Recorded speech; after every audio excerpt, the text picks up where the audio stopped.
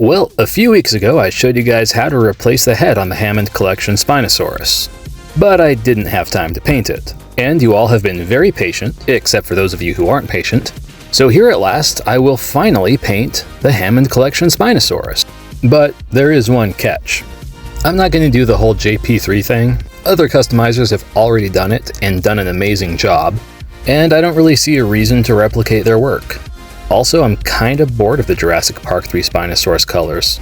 A few years ago, I found a picture of a Spinosaurus on the internet, as one does. That Spinosaurus had a dark blue dorsal area with white stripes.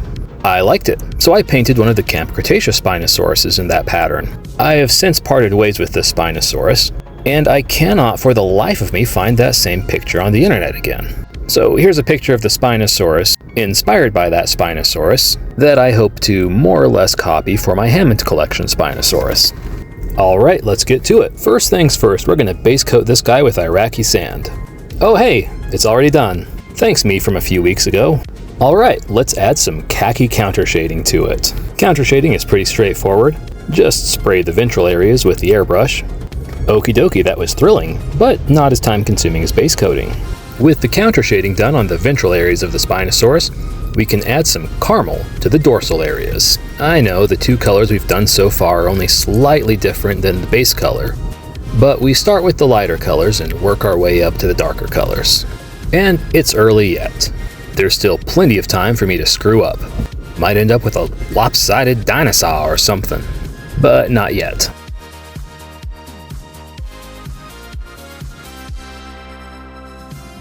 For the next color on this Spinosaurus, we're going to mix real brown with just a little bit of chestnut. Once that brownish color has been applied to the dorsal areas, I'm going to water some of it down quite a bit to almost a wash-like consistency. And then we'll start dragging it down from the dorsal areas to the ventral areas. This will give us some nice darker color between some of the lighter colored scales.